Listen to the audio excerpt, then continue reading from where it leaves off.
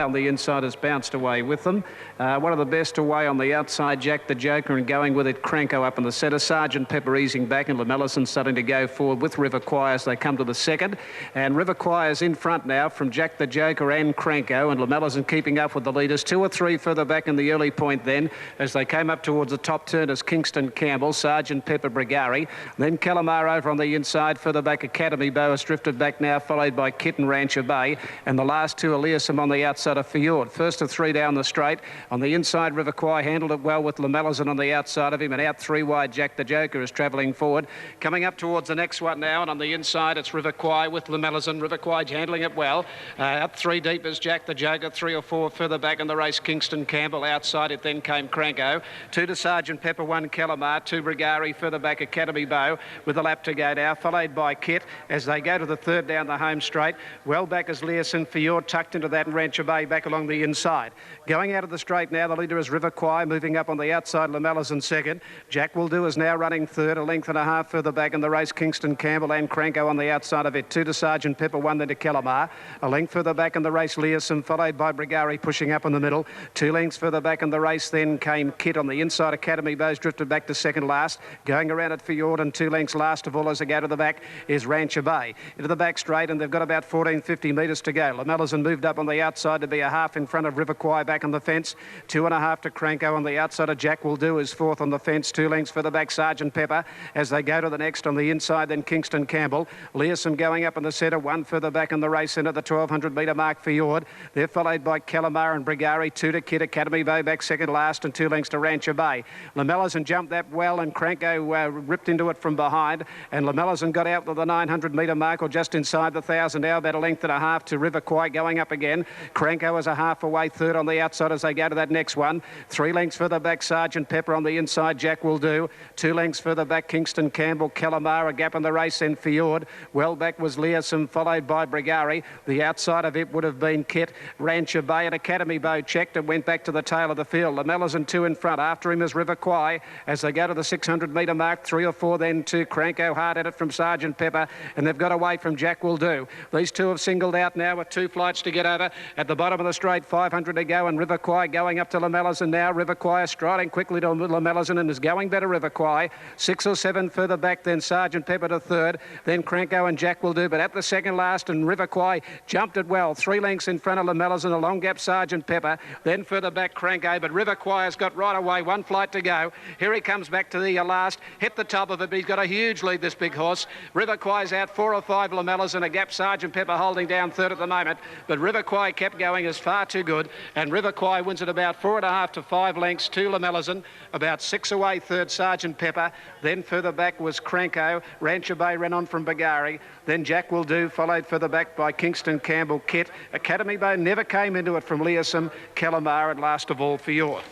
The numbers on the first at Sandown will be 9, 7 and 3, and well, what did I say? John Bell has that uncanny knack of selecting a trainer or stable rep for interview before the race. He had a long chat with Gary Fennessy, who is the Melbourne-based foreman.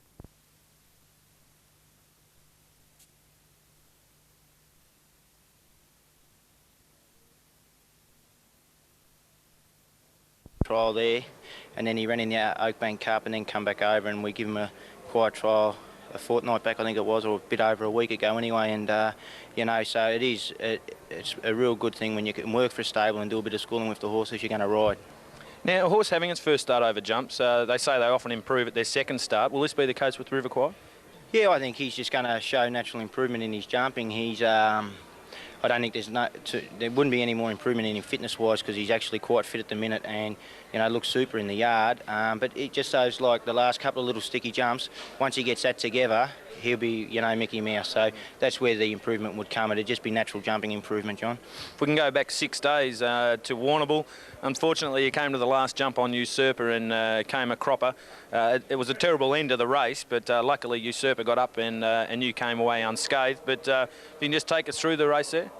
Well, actually, the horse from the word go on Thursday gave me a super ride. Actually, he pegged a little bit at the second one in the straight the first time, and after that I think just smartened his jumping up. He got his game together. He jumped absolute faultless for me after that, and you know, Brett and I, we drew away from the others along the back with probably a good half mile, 5 furlongs to run.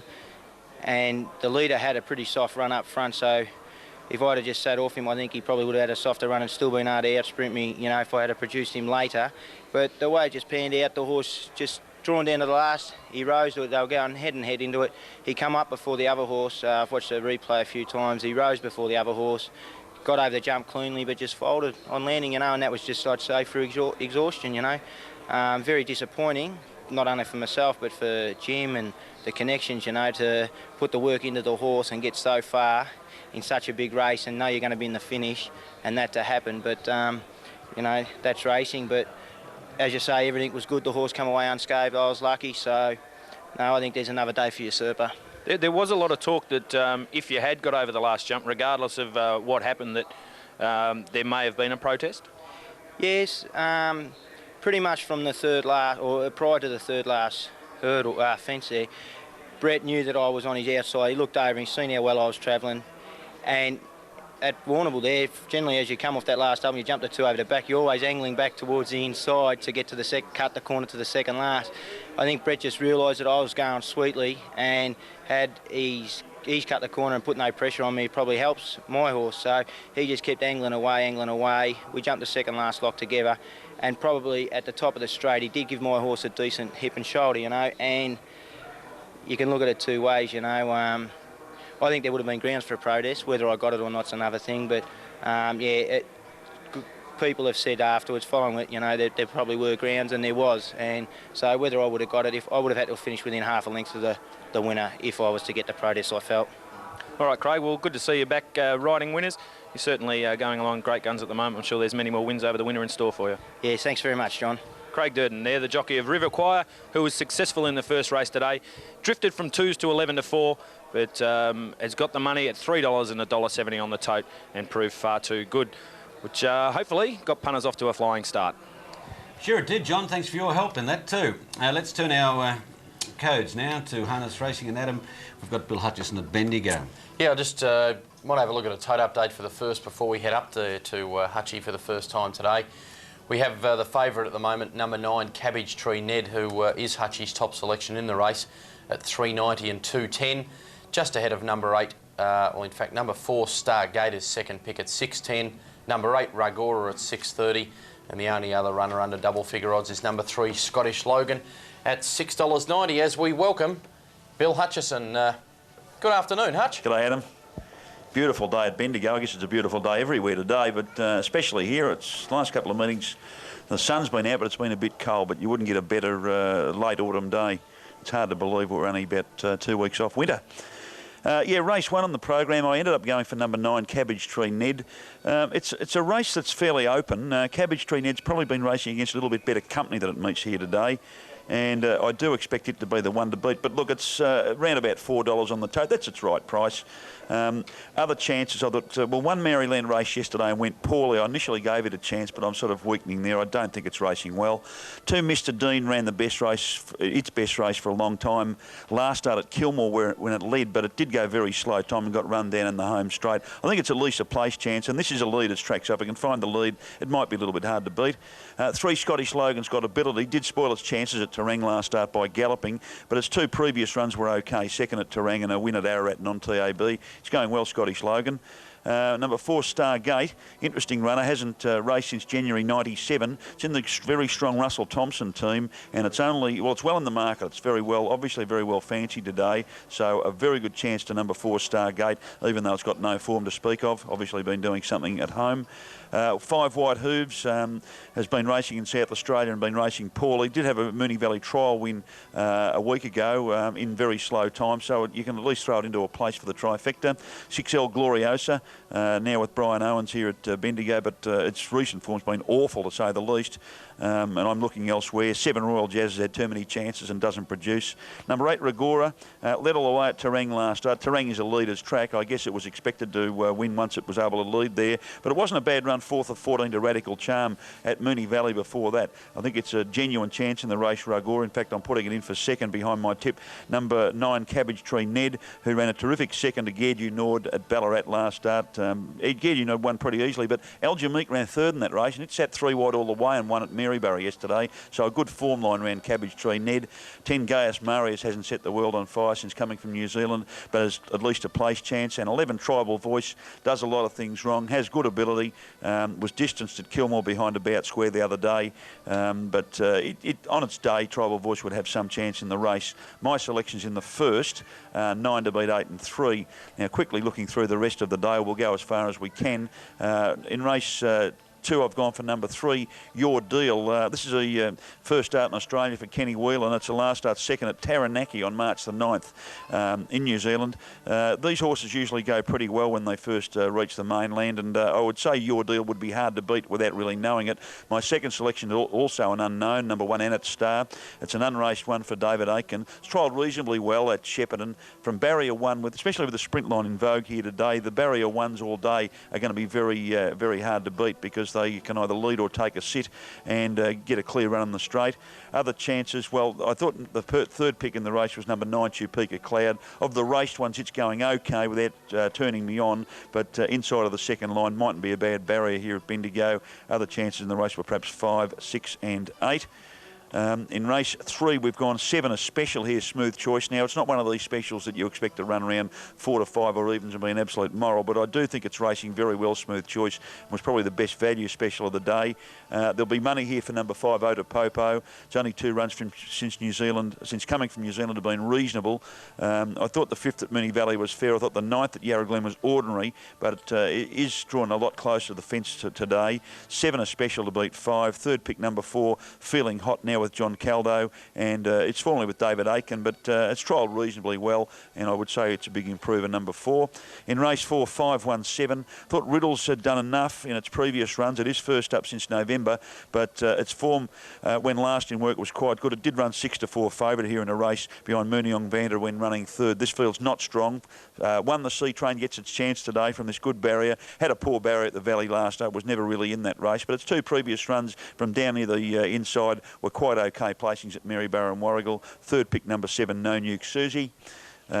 Race 5 on the program, I've gone 4, 2, 11. 4 Bantry was a pretty good first up run from 2 Classical Gem, who's a first starter in Australia from New Zealand and could have a very good chance. Third pick, number 11, Call a Cab, as these horses are over near the start. Race 6, 196. Look, I'll talk about these in a little bit more detail later on. We've done the first 5. We'll do the last 3 later on. Runners over near the start, so we'll take it back to you guys in preparation for Rick's call of the first. Thanks, Hutch. I think he's got a reservation, perhaps for the season, on that chair in the stand, Adam. Yeah, back at home, he looks very comfortable there, doesn't he, Hutch? Just have a look at these totes. $4.80 Cabbage Tree Ned. Well, that's pretty good odds. I think it's about to, there you go, $4.30 now. $6 for Stargate, an interesting runner. It's only had the 2 starts. It's in the Russell Thompson stable. Russell trains Country Duke. Why Worry? Eric Booth, a lot of smart trotters there. Not far off a start here, and the money's coming for number 3, Scottish Logan. Favourite, number 9, just ahead of number 3. Let's go to the track and Rick McIntosh. Now, track cleared by the starter. Strands release. They're off and running. Maryland stood there. Mr. Dean trotted away okay. So also did El Gloriosa. Scottish Logan splitting the pair is going forward, and they're followed behind them. Coming across to be in 4th spot at the moment was White Hooves. Behind it in the race, Ragora in the all-white went away strongly. Is up running 4th now. His stablemate from the Harness Racing Training Centre. El Gloriosa's out a little bit deep at the moment, and something amiss. It's being dragged back. Further back in the field as they settle into stride now was Cabbage Tree Ned, who's on the back of Ragora. Maryland hitting its straps over on the inside, and further back in the field to Royal Jazz, who got up along the inside there. They're followed further afield by Gaius Marias, Tribal Voice, as making a 3-wide move now as they come to the post with a couple to go with Stargate.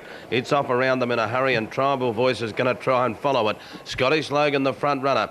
As they left the judge with 2 to go, it's Scottish Logan in front. Stargate quickly is going to work up on the outside and race second, and Mr. Dean's on the leaders back third. Now getting the 1-1 trail as White Hooves, and Tribal Voice is 3 deep going around the outside. They're followed by Royal Jazz. Ragora really grabbed the bit when those horses were 3 wide. He wanted to go, but he's going to be 4 back in the running line shortly. from Maryland Cabbage Tree Ned, Gaius Marias and El Gloriosa after some early problems is 150 metres off at the tail of the field. Lead time in 107.8 as they trot off the back, and Scottish Logan is the leader. Tribal Voice is going to work up into the death shortly. Stargate in the centre about to get the cover 1-1, and Mr. Dean's on the leader's back.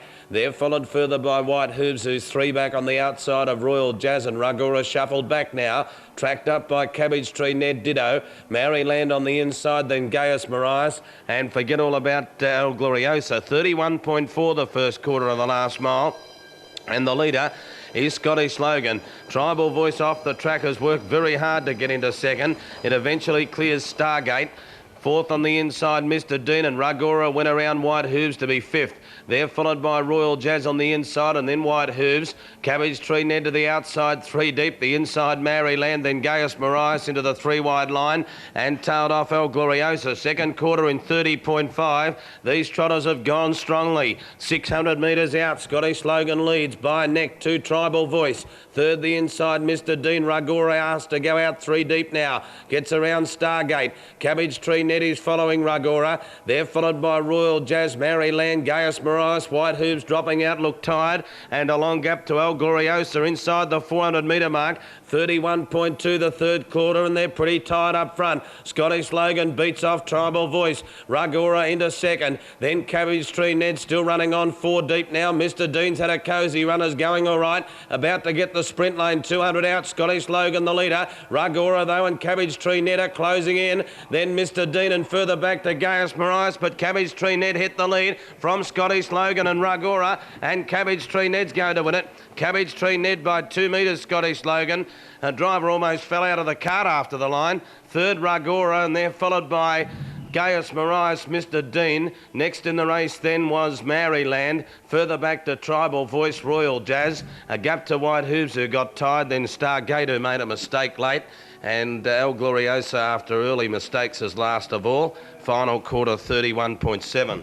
Well, Bill Hutchison at Bendigo for Channel 31 has done what John Bell did at Sandown for us, and that started the day by tipping the winner. And this one's going to pay a reasonable price, Adam Hamilton, as we watch the finish of the race. Yeah, here's the winner down the outside. It's Cabbage Tree Ned. Just been waiting for a change of luck, this trotter, and it turned his way today. He had the 3 wide trail into the race behind the favourite, or the second favourite, which was number 8, Ragora. You can see Ragora there battling away. It finishes up running third, but Cabbage Tree Ned had them covered soon after straightening. Runs away for a reasonably comfortable win in the finish. Number 9, 390 and 130. Beating a gallant leader, number 3, Scottish Logan, who was pressured from start to finish. Never gave in. I liked its performance today. It'll return $2.60 for the place, number 3. And third in, as I mentioned, was number 8, Ragora, returning $1.60. 9, 3 and 8 on the first, the trot at Bendigo, and Punters were spot on there, weren't they, with Hutchie's tip winning and the second, third favourites out of sync, but still running the minor placings. Yeah, just waiting on those exotic dividends to come through. The Quinella on numbers 9 and 3 will return you $13.30, and that's a very good dividend, with the favourite beating the third favourite. And there's a trifecta up now on the numbers 9, 3, 8. $57.30, and just to emphasise there that anything that did any work in the early stages and fought on at the finish, the best example being number 3, Scottish Logan, has been a very good performance because they went quicker in the middle stages than they did for the last lap, Keith. Thanks, Adam. Let's leave Bendigo. Look at the tote board now at Sandown. Only 8 minutes to the second at Sandown. Shiosaki, number 1, is the favourite. It opened up pretty skinny at 220. Even at its current price, $2.40, it's a little under, well, considerably under what we might have expected. But if that's the case and you fancy something to beat Shiosaki, you're going to get better value, aren't you? And the horse is expected to mount the toughest challenges, include numbers 2, Magic Sovereign. It's $6.60 into $6, and even at that price it seems good value. Number 3, Kimmy Orr. $7.20 at open, that was short enough. It's out now to $7.60. It's been a busy mare, Kimmy Orr. This will be start number 64. It's had 6 wins and 11 minor placings, but it has been a while between drinks, and she's probably not a lot of value at $7.60. Down the bottom, number 9, Palace Beauty is more lightly raced. This 4-year-old's trained by Mick Price at Caulfield. She's had only 10 starts. She's had a couple of wins, and she's got Peter Mertens on her today, and Pete's riding in rare form. There really isn't a runner considered hopeless in this field of 9, except for Dunwinnie, who is at $58, but under that it's virtually 17 or 16 or 17 to 1, bar 1, the roughie. John Bell's ready, so we'll get comments from the track from John Bell. Yeah, thanks very much, Keith. We do have a pretty short price favourite on the tote here in number 1, Shiosaki. Not quite the case in the betting ring. She has been quite easy, and she's out to around the $3 mark now. There has been money come in for this Irish mare, Isla Murata, now in the Rogerson camp. Jim Melton's representing the Rogerson camp today. And Jim, if you just tell us a little bit about this mare, comes over from Ireland. I know she did win first up last campaign over 1,800 metres. A nice compact mare I see in the mounting yard. Yeah, she is. She did about 6 weeks pre-training before we came to the stable. She's been in the stable 6 or 7 weeks. She's not. They tell me she's not a good track worker, which she hasn't been. She's really out and out staying top of mare, but I'm very happy with her. From today, we'll get a line. You know, I said Eddie Wilkins has ridden a few of these European horses. If she can just whack away and get to line a bit, I'll be very happy. Are you surprised there's a little bit of support coming in for her? Well, I probably,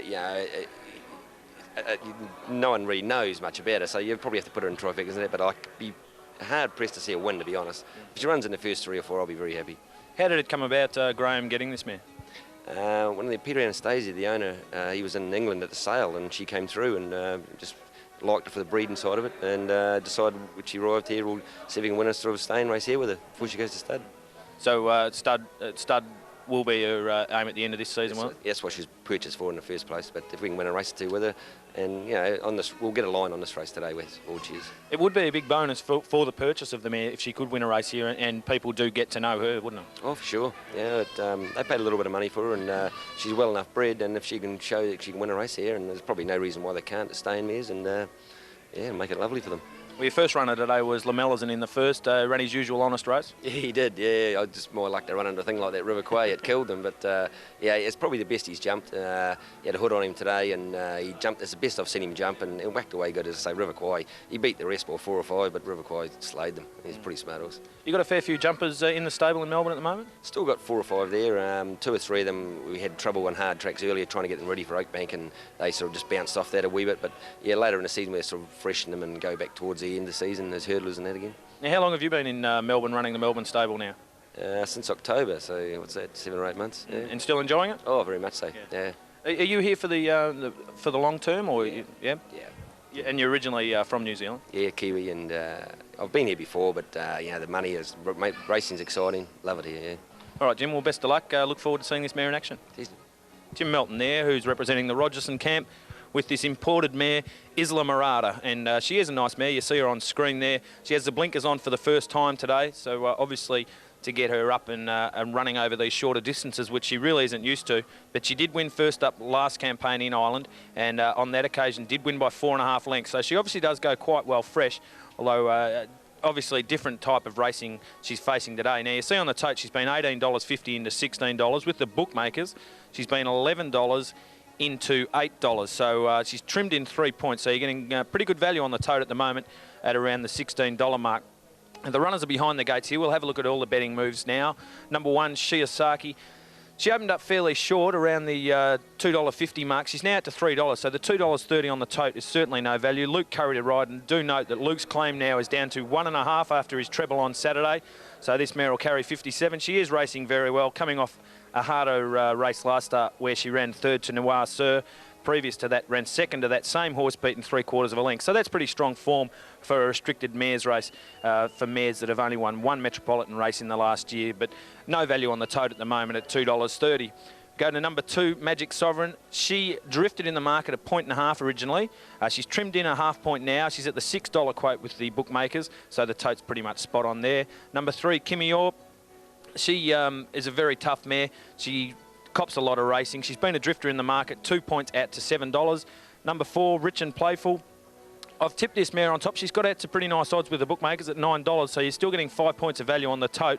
She does have pretty good form around the likes of Miss Perron and Austria, 2 mares that are going great guns at the moment. I think she's got a great each-way chance at pretty nice odds.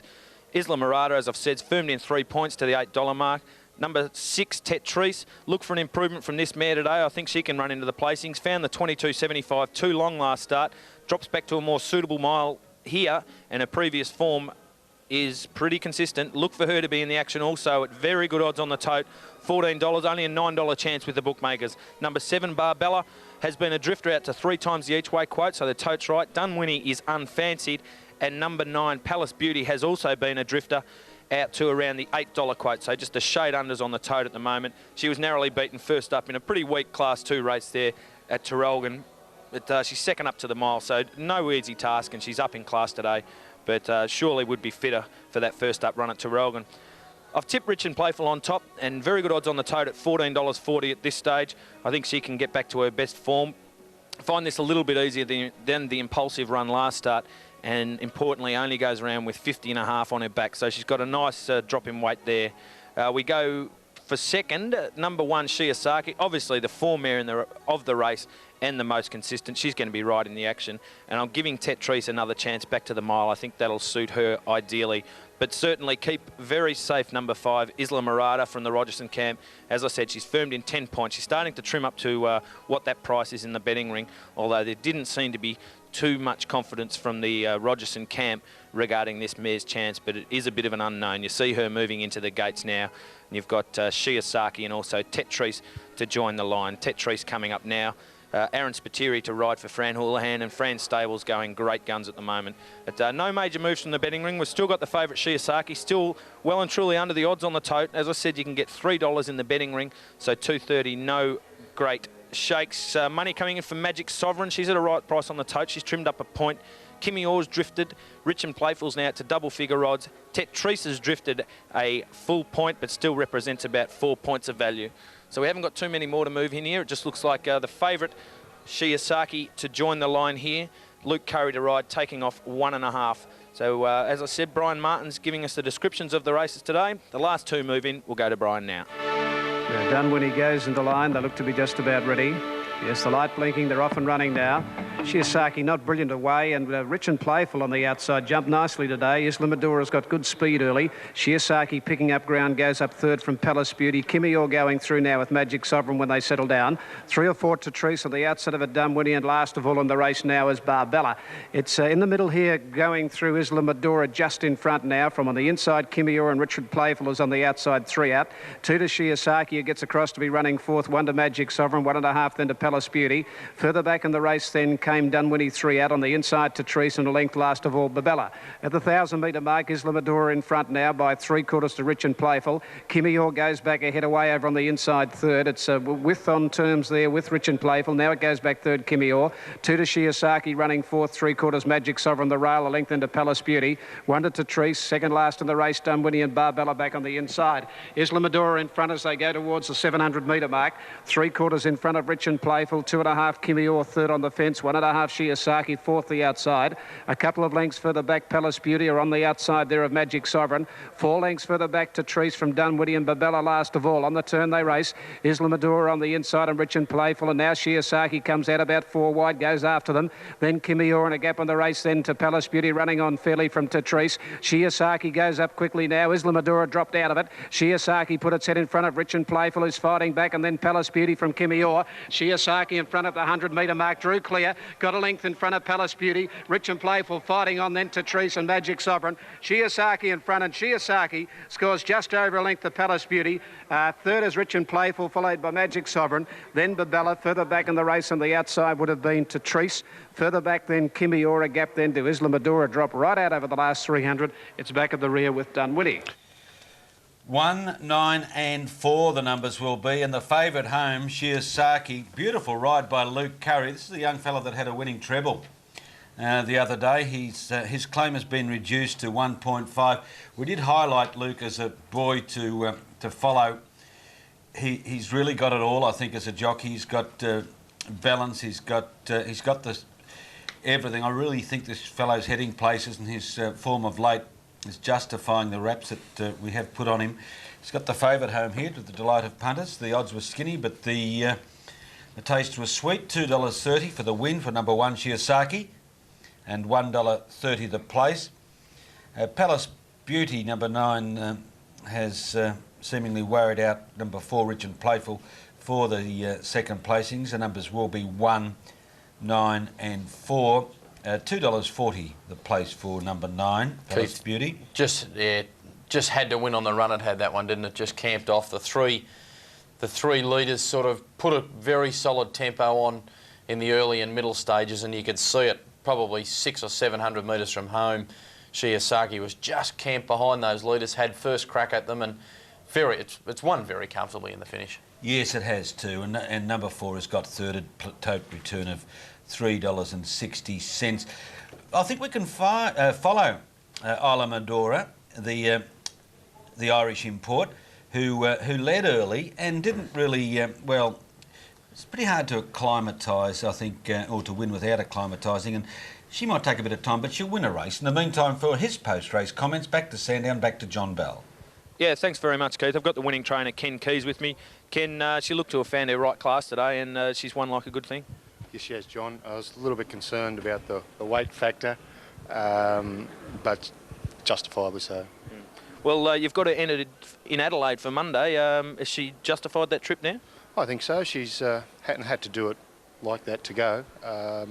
She's backed up in 5 days before, so there's no reason why not to, I'd say. And that's a listed race, so it's certainly all important for her value. Well, yeah, she's obviously becoming a commercial broodmare now, so it would be good. Yeah. You've had a bit of success in Adelaide over the years?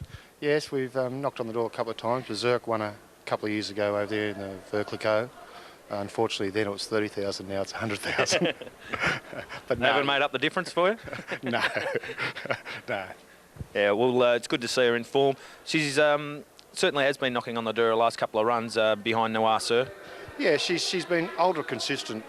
This time last year she won her maiden at Cranbourne, and she really hasn't hardly been unplaced since, or not weighed in since. And without winning a lot, she has paid the penalty in consistency. All right, Ken, well, best of luck. You're off to Adelaide. Have a good weekend. Thanks, John. Ken Keys there, the trainer of Shiosaki, who you see returning to scale there for Luke Curry.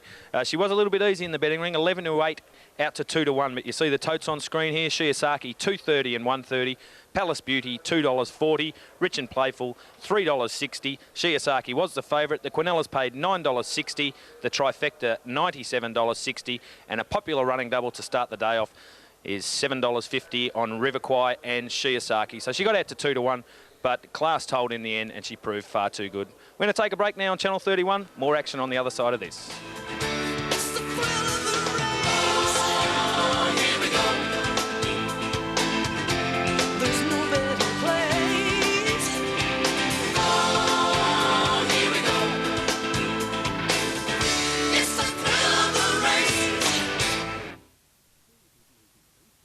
Now you can do something about a snowy, ghosty or weak picture.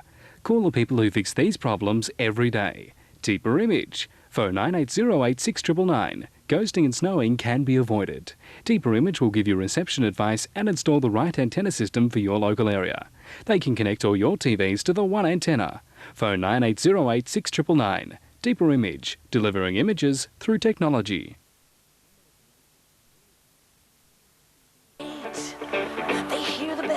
Sunday at the Races has all the gallops and trotting action from around Victoria. The two become one. They power through the gate. The race has begun. Join Keith Hillier and Bill Hutchison for up-to-date race results, race tips and live coverage of events.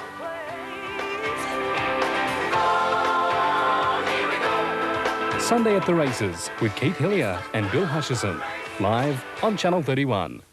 You've probably had opportunity to ask yourselves the question, if you've stopped to do so. Living Word explores Scripture and its relevance to today's world. God's Word and share it with you week by week is because this Word is a living Word.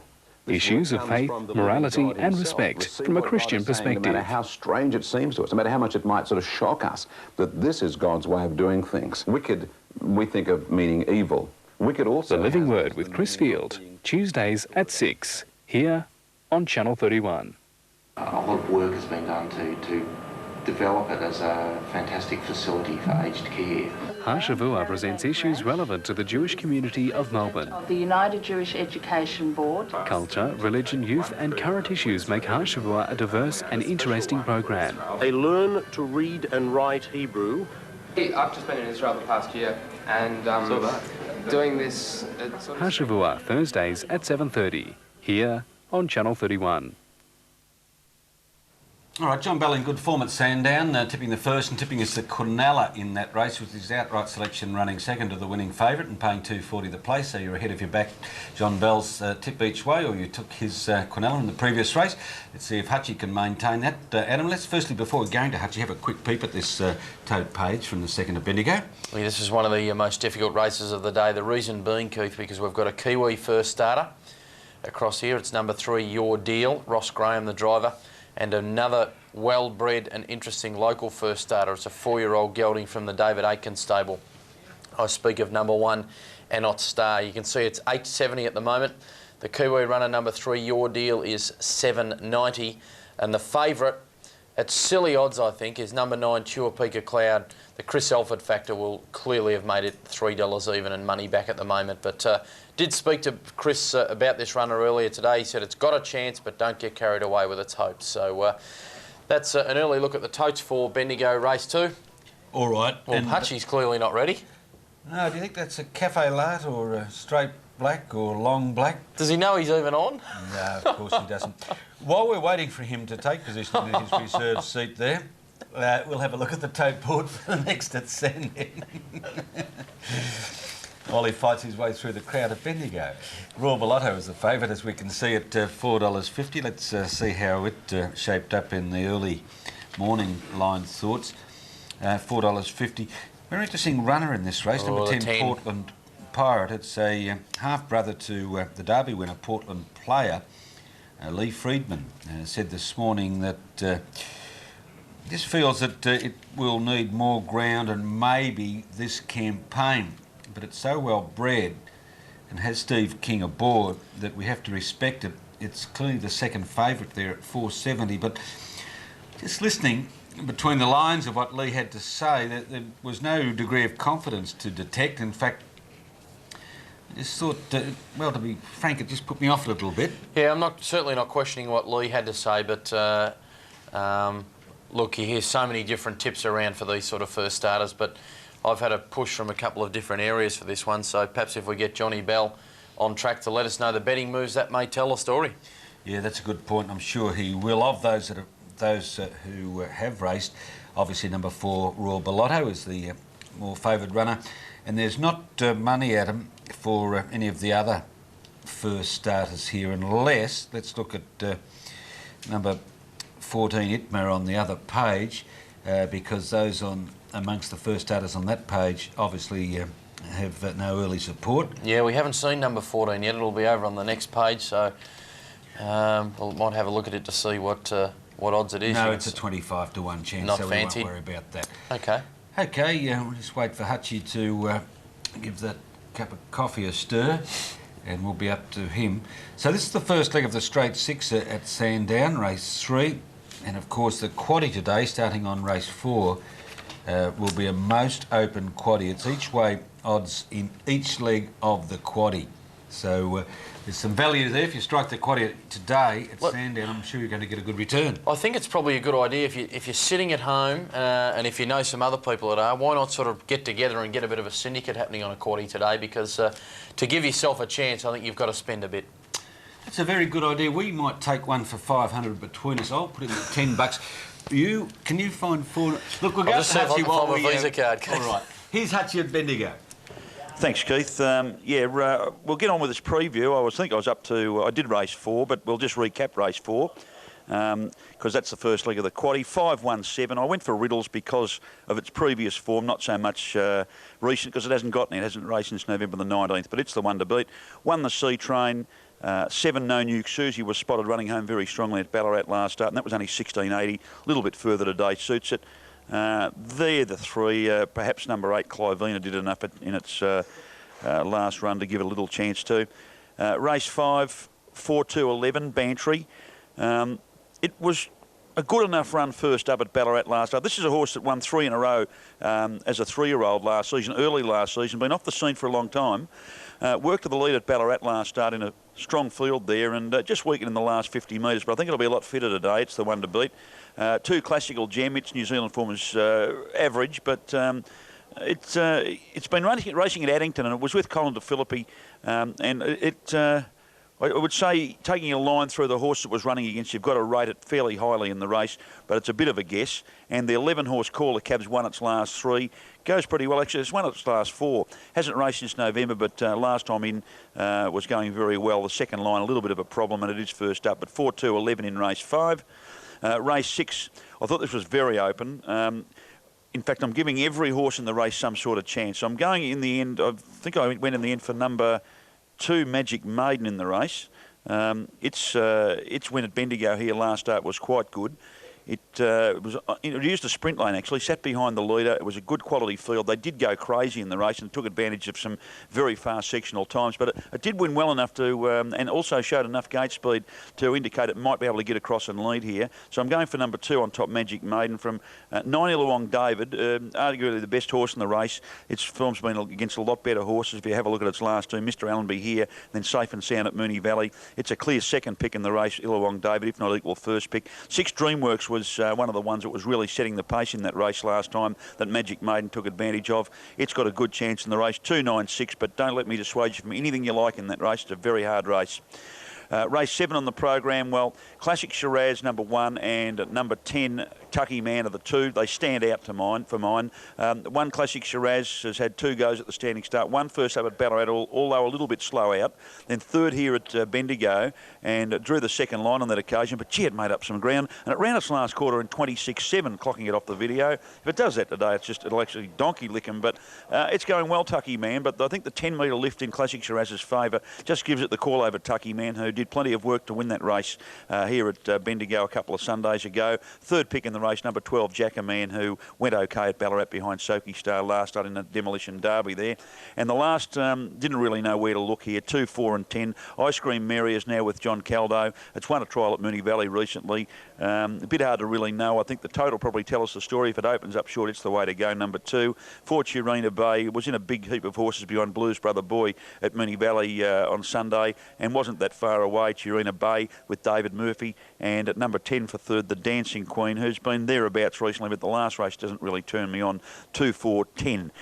They're my prognostications for the rest of the day. I think we're going to take a break, and we'll come back and I'll talk to Noel Redwood, who drove the first winner.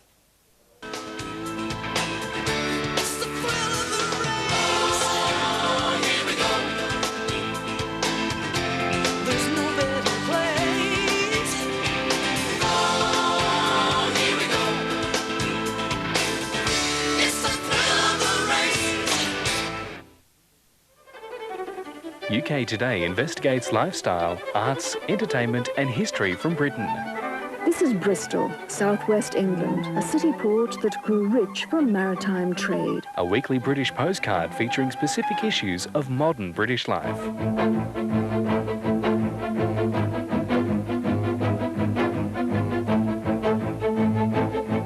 Britain's UK Today, each week here on Channel 31.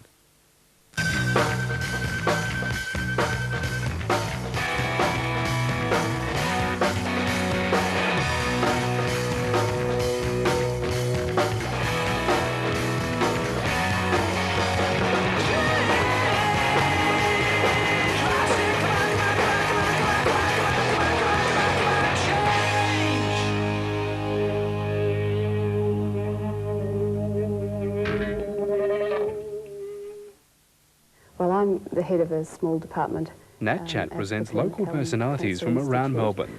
How much more important is diet today with cancer patients? Where we go through each shot. Arts, culture, lifestyle and issues important to the people of the northern suburbs. 20 shots. What is the Lions Club? Nat Chat, each Thursday at 8 o'clock, here on Channel 31. Yeah, back here at Bendigo and speaking with Noel Redwood, who won the first race with Cabbage Tree Ned. Noel, he finally got to the line. Yeah. You know, he's been pretty honest and run a few places, but he's, you know, he might get a little bit better yet. He might get another one later on yet. You just don't know. I would have thought he was a little bit better than that, Noel. You're saying he might get another one. Oh, well, this year, I just think he'll get better next year because he's a pretty light little bloke. There's not much of him. Pushed him No, he's had it pretty easy actually because he's only a light frame little horse and he doesn't get worked hard. And I haven't put a lot of pressure on him, and he's probably done it, you know, on his ability. He hasn't done it, you know, and I just think next year, a bit of time, a few months in the paddock, I think he'll come back not too bad. I had something on him today. I was a little bit perturbed when you were so far back in the field because you have to be up here at Bendigo, don't you? But they did put the pace on pretty much in front, and he certainly knuckled down the straight, didn't he? I mean, as soon as you pulled him out, he sort of struggled a bit over the back to get on that other horse's back, but in the home straight, he really knuckled down, didn't he? Yeah, he done a good job up the straight. I think he's probably a bit better when they are going a bit quicker than, you know, sitting up and sprinting home. He doesn't seem to be able to get home as good as a lot of horses can. But he done a good job. I thought I was too far back myself. I was a bit worried. I was just about going to go into the death before Russ went. So I'd half pulled out and he sang it, and then I decided not to. And I thought, I'm in trouble now, I'm too far back. Well, I think Russell might have got caught behind a bit of traffic in the end, so with hindsight, it was probably the best move. Yeah. And then when Darryl Douglas' horse went up 3 wide, that suited me down the ground then. And I thought, going out the back straight, I thought he had him pretty well covered then. Well, you say you haven't pushed him and you won't push him too much because he'll probably mature and grow a bit. You've had some nice trotters. Oh, yeah, we've had some good trotters, Name some of them. Oh, Jodie Armour won the Dallard, and she was a good mare. How long ago would that be? Oh, it's 82. It's getting back a while. I was trying to think. I know you've had some terrific trotters, and you know, that one just didn't come to mind. She's probably the best of them. Oh, we've had, you know, a few good horses over the time. No champion. She's probably the best of them. Yeah. And you know, Tan Bell years ago at the showground, she was a good mare for me. And you know, Chrysler Bay, you know, there's been a few handy trotters. You've been in the game for a while? Oh, yeah, we've been brought up on it, you know. Yeah, well, the Redwood name, obviously synonymous with harness racing, especially trotting. Yeah, well, my mother's a Rothinger, so it's sort of bred in us. Oh, well, there you go. So, it's pretty hardy. I've given away a few. I'm only a hobby trainer. I've just got the farm, and I just train a couple of my own and pot it around. Cole's, you know, into it a bit more, but... All right, well, terrific to see you in the winner's circle, Noel. And I'm sure that Cabbage Tree will be back there very soon. That'll be good. He's a lovely, he's a lovely racehorse, which is very important. Does everything right, and you know, it's the main thing. He's had a few problems, but he's going all right. Good on you, mate. Yeah, thanks. Okay, well, I better have a look at this next race coming up, race 2 on the program, and hang on, Colin's going to go across in front, but it doesn't matter. We've got 3, 1 and 9 are my selections here. I end up with number 3, Your Deal, but I see it's $6.20 on the TAB. Now, I would have expected this to be a little bit shorter on its New Zealand form, so whether it hasn't pleased Ken Whelan, who's the trainer, or whether they don't bet or whatever the story is, this race is very hard to work out. To be quite candid, I think every horse bar number 7, King of Broadway's got some hope in the race. I know boxing 9 in the trifecta is pretty expensive, but... if you had the money, it probably wouldn't be a stupid thing to do. I've ended up with 3, Your Deal, but I'm not really over-wrapped in it. 1, Annette Star is $8.90 on the TAB, a first starter for David Aiken. If it was any good, it'd be 6-4 in this because the field isn't strong. So there you go. I'm talking against my 2 selections.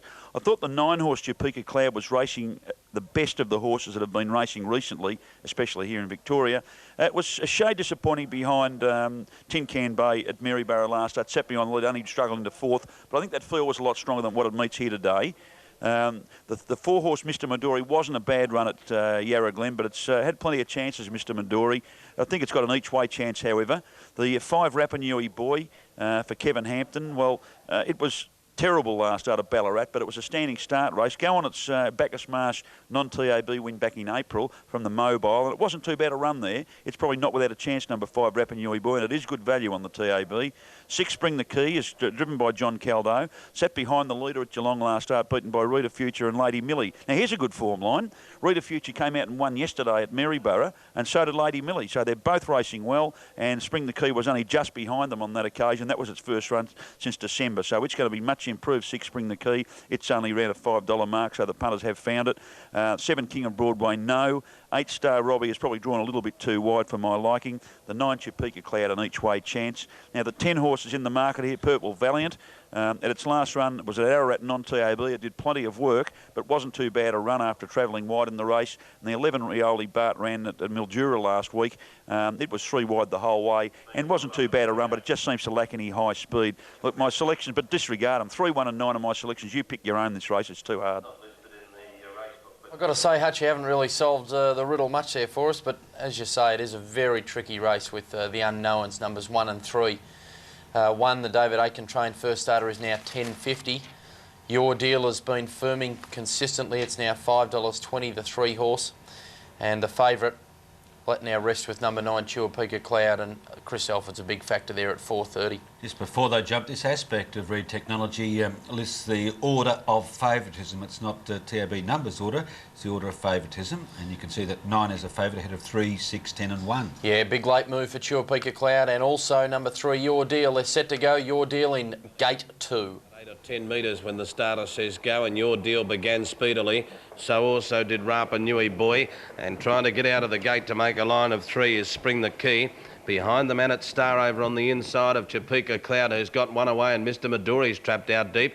So is King of Broadway, and Purple Valiant wants to keep it there. So does Rioli Bart, and Star Robbie going through on the inside as they sort themselves out into the back. A mile from home, 23.9 the lead time, and Your Deal, the former Kiwi in front, leading by a metre to Spring the Key, who went up to race second. 1 by 1 Rapa Nui Boy, and third over on the leader's back, getting the dream trail now is Annette Star. They're followed in turn in the race by Star Robbie, who's got right through along the inside of Chuapika Cloud, who's now off 3 deep, making its run. Then Purple Valiant. Rioli Bart went to the inside. Around it in the field there was King of Broadway, and last of all Mr. Midori. It's only just getting back to last now. It's been deep for almost a lap. 31.5 the first quarter of the last mile, and the leader on the inside is Your Deal from Chuapika Cloud into the death. Third the leader's back, Annette Star, and 1 by 1 on the outer was Spring the Key. They're followed in turn by Rapa Nui Boy, who's 3 back along the outside of Star Robbie. In turn, Purple Valiant's on Rapa Nui Boy's back. The inside, Rioli Bart.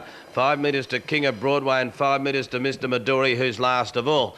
Towards the 800 metre mark, and Your Deal's in front. Chuapika Cloud is second, though, the favourite in close attendance. Second quarter in 31.6, and they haven't broken any records up in front as they go inside the 700. Third on the inside, Annette Star, and 1 by 1 Spring the Key. They're followed on the inside by Star Robbie. Around the outside goes Purple Valiant, commencing a run of Rapa Nui Boy, the centre, then Rioli Bart, King of Broadway, and Mr. Midori's well and truly dropped a bit 6 metres off at the tail. Going towards the 400 metre mark, Your Deal's had a nice run in front. It leads by a neck to Chuapika Cloud. Third, Annette Star on the insides enjoyed a good trip. Getting to fourth, Purple Valiant. Spring the Key is gone. Then Star Robbie on the inside, and 29.5 is the third quarter. Your Deal, though, will corner first. Chuapika Cloud try to rally. They're clear from Annette Star, then Star Robbie on the sprint lane, and further back to Purple Valiant. Your Deal the leader. Chuapika Cloud desperately trying to wear it down. It's still Your Deal in front of Chuapika Cloud as they get near home, and Your Deal, it's run up the track, but it'll still get in. Your Deal by a metre to Chuapika Cloud. 10 metres away, third Star Robbie, then Annette Star fourth, followed by Rioli Bart, and the others in a wall. Rapa Nui Boy, Purple Valiant, King of Broadway, Spring the Key, Wider out Mr. Midori about the last, the final quarter in 29. Yeah, developed into a sprint home, that race. Thought Chris Alford summed up the race well there on number 9, Chuapika Cloud. It was a favourite. He got around outside of the unknown. Number 3, Your Deal, a former New Zealander.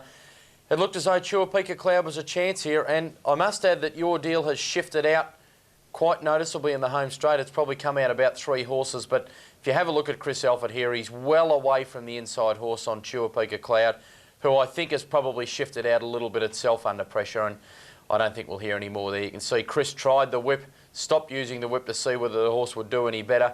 Nothing really helped. It fought gallantly there, valiantly, I should say, there, Chuapika Cloud, but in the end it was Your Deal, a former New Zealander, landing some very good bets on the tote late. It's come in to pay $3.80 and $1.60. The place dividend for number 9, Chuapika Cloud, will be $1.30. And third in, and a very distant third in a race that was dominated by the 2 best-backed runners, was number 8, Star Robbie.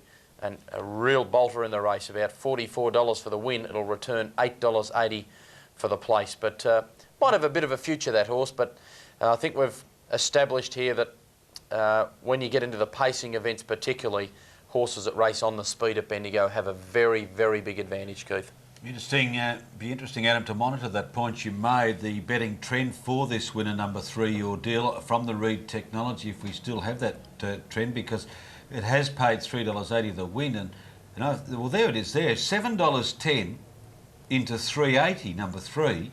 It ran second favourite, only half a point really behind the runner-up Chuapika Cloud. It's a decent go, isn't it? Yeah, it's a terrific go. And Chuapika Cloud was 4.10 into 3.20 late, so the ones that have come when the pool, well, it really doubles in the last minute or so when everyone gets their bets on, and punters have really got that one right. Not quite in the right order, but it was the best back runner, the winner. Your Deal 380 and 160, Chuapica Cloud 130, Star Robbie 880, the Quinella 630. As you see, Chuapica Cloud was favourite at 320, the trifecta 236.30, and the running double, it's our first running double of the day from Bendigo. You needed 9 for Cabbage Tree Ned into 3 Your Deal for a return of $16.80. Okay, well, that's been quite a handy return, hasn't it, for the two favourites, or the favourite and the second favourite there at Bendigo on finishing prices? Yeah, Keith, they ran home in 58.5. You can see the margin there's probably about a metre on the line. You're 58.5 the last half. There's the times there. It was quite a good run, actually. You've got to give some credit to both those horses. The mile rate was 2:01.2, you'd round that off to, which is not bad.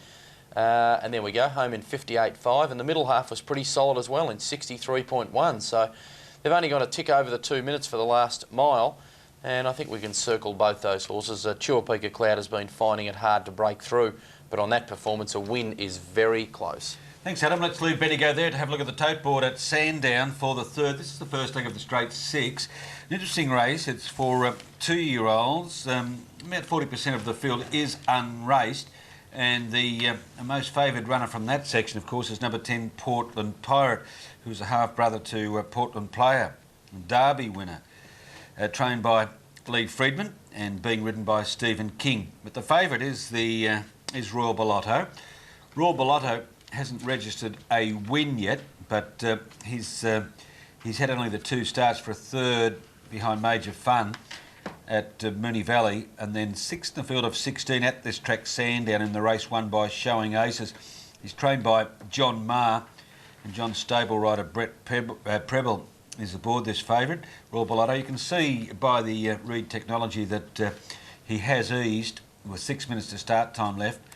15 minutes ago, he was $3.60. Before crossing to John Bell, I've just got a tick to run you through. We do this regularly. It's probably of no benefit to those with punting knowledge, but we always have new viewers. We always have viewers that are not as au fait with how to bet as regular punters. So for their benefit, let's run through this. This is the read technology we're looking at, which tells us that the meeting is at Sandown. Up the top, we're looking at race 3. It's time to start at 1:27. It's over 1,200 metres. And also in the blue panel up the top, we learn that there are 6 minutes to start time. Track at Sandown is fine, and the weather at Sandown is fine, and the track dead. Now, the first column going downwards are the tab numbers and saddle